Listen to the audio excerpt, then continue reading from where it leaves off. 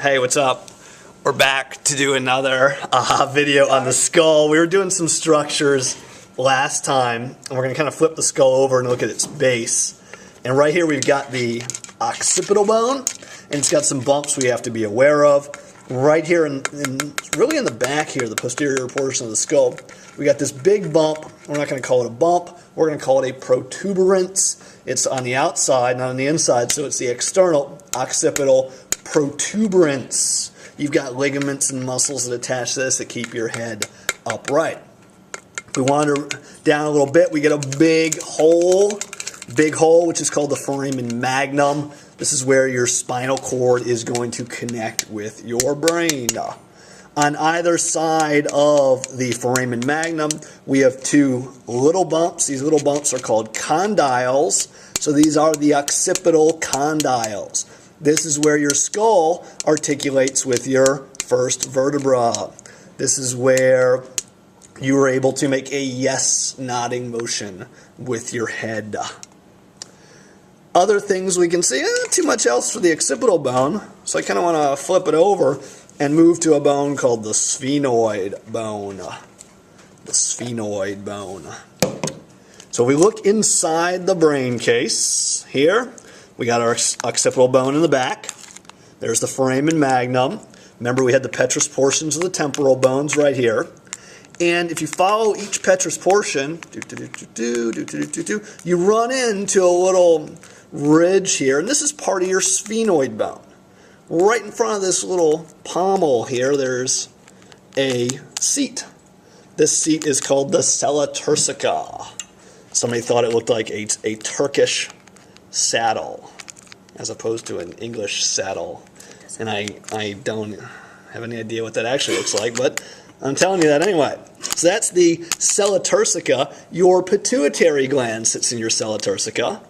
If we go forward a little bit more, we have this flat expanse right here. This is called the lesser wing of the sphenoid bone.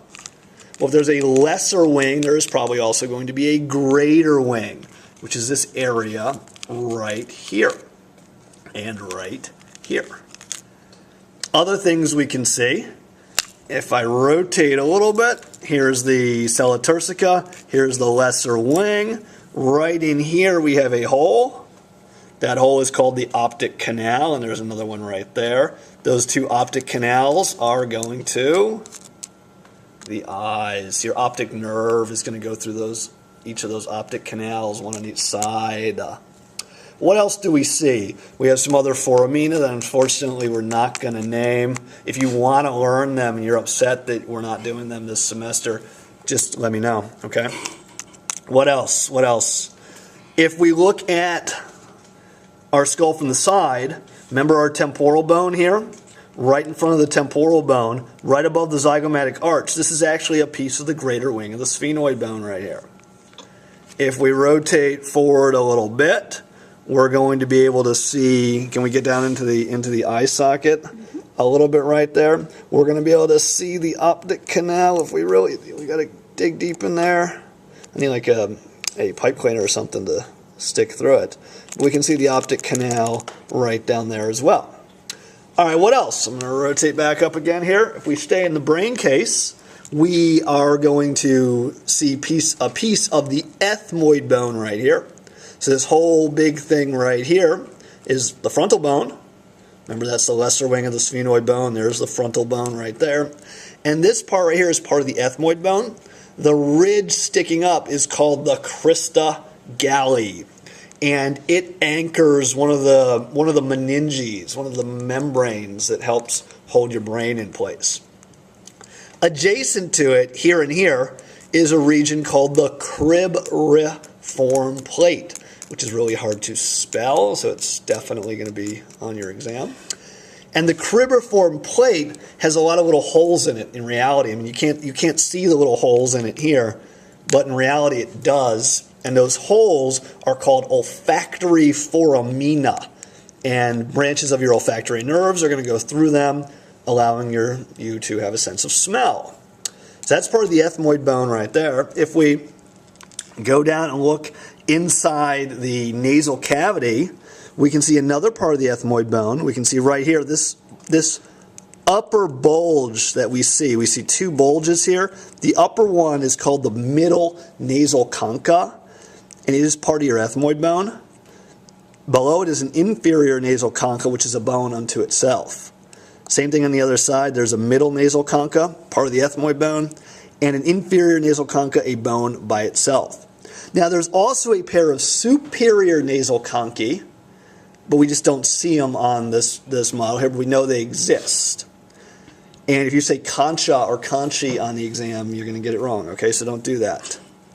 What else? We have our nasal septum here, our bony nasal septum, and the portion that's more superior that I'm kind of trying to stroke with the pen a little bit is the perpendicular plate of the ethmoid bone.